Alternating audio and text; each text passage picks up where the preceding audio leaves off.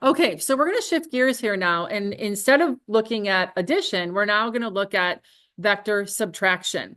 So when we subtract a vector and we add it to another one, it's a really easy process. It's going to be the same addition process, except we're just going to reverse the direction of the vector by 180 degrees. So for instance, if I go underneath my camera here, if the positive direction of a vector, and we'll call this vector A, is up and to the right, if we wanted to identify the negative direction, we would simply draw the very same line parallel, but now it's going to go down to the left, and we're going to label it as negative A. So if A gets added or subtracted inside of a vector equation, we're simply going to add the negative value. So if we had, for instance, R is equal to, I'm going to say B, minus vectorially A. That's how we would show the operator as a minus. We would subtract A.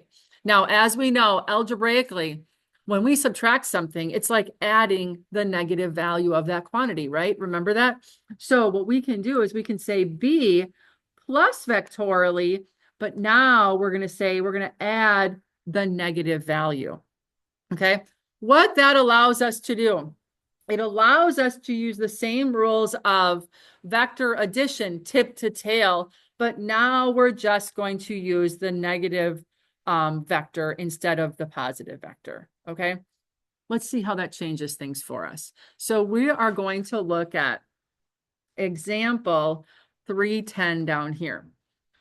We are going to find the result of subtracting B from A. So the equation that we're going to write this time, instead of R for resultant, our resultant is going to be vector J.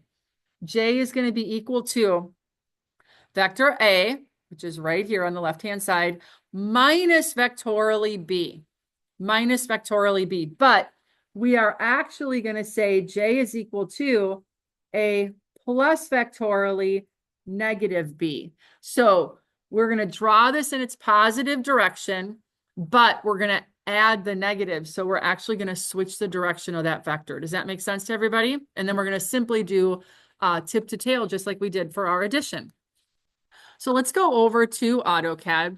I have my start file renamed as example 310. So I'll let you get a start on that if you haven't already. So pull up your start file again, rename as example 310, and then go ahead and draw the positive direction of each one of these vectors.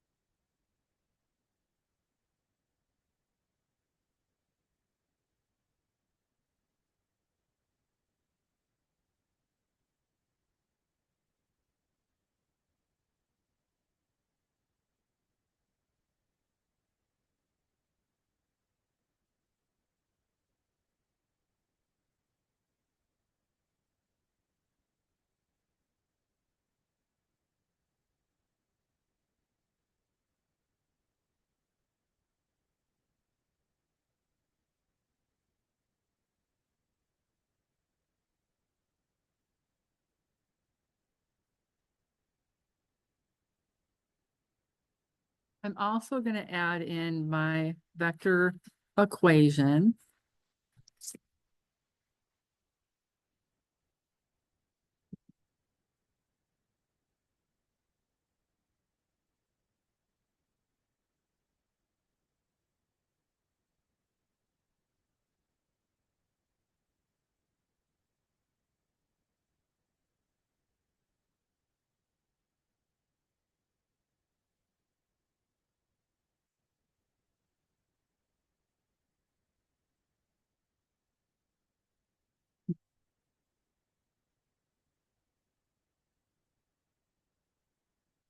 So once we have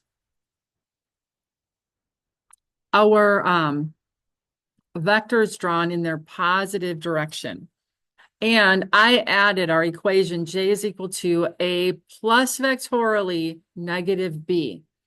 I need to get B into its negative direction. And it's as simple as changing the arrowhead 180 degrees from where it's at. So since this is going down and to the left, I'm going to erase those arrowheads and I'm going to add new ones so that it's going up and to the right.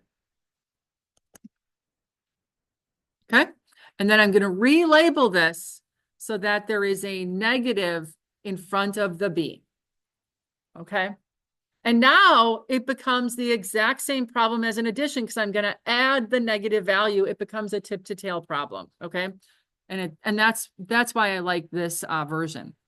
So looking at my equation, J is equal to A plus vectorially negative B, I need to add my origin at the tail of A. So I'm going to put up, again, this just has to be large enough so that I can see the origin.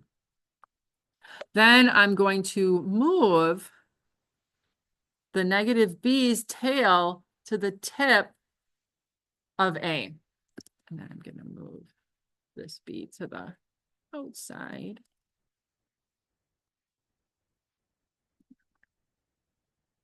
Okay. And then lastly, I'm going to be going to my object layer 2. I'm going to do my line from the origin to the endpoint of the negative B.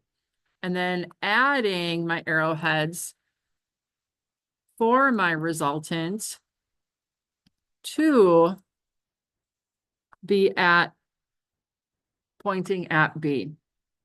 Okay. Once I have that, I'm going to copy one of the callouts and I'm going to name this J. J is the resultant this time. And now to get its magnitude, I am going to go to my notes or dimension layer, do an align dimension to the endpoints. And then I need to make this larger, right? So I'm going to go to annotate, arrow down by the dimension, modify, go to the fit tab.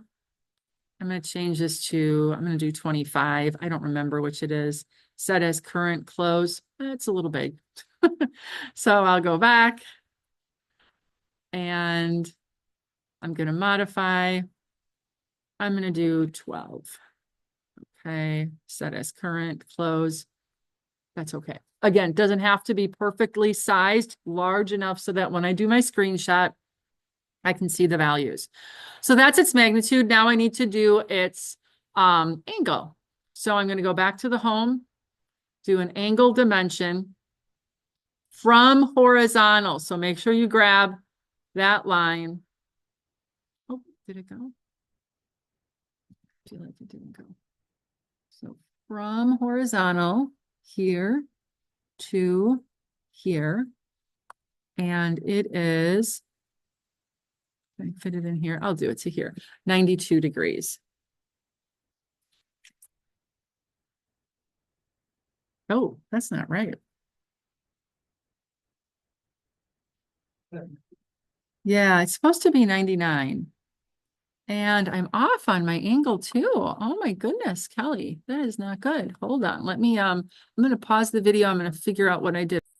Okay, figured out what I did wrong. I had to redo A. The length wasn't quite right. And the angle for B was not right. So that's obviously going to change your final results. But now I'm back on track. So notice I have my resultant J labeled, arrowheads, the length, using the dimension command. You have to use the dimension command. Don't just write the answer in because I want to see proof that everything is there correctly.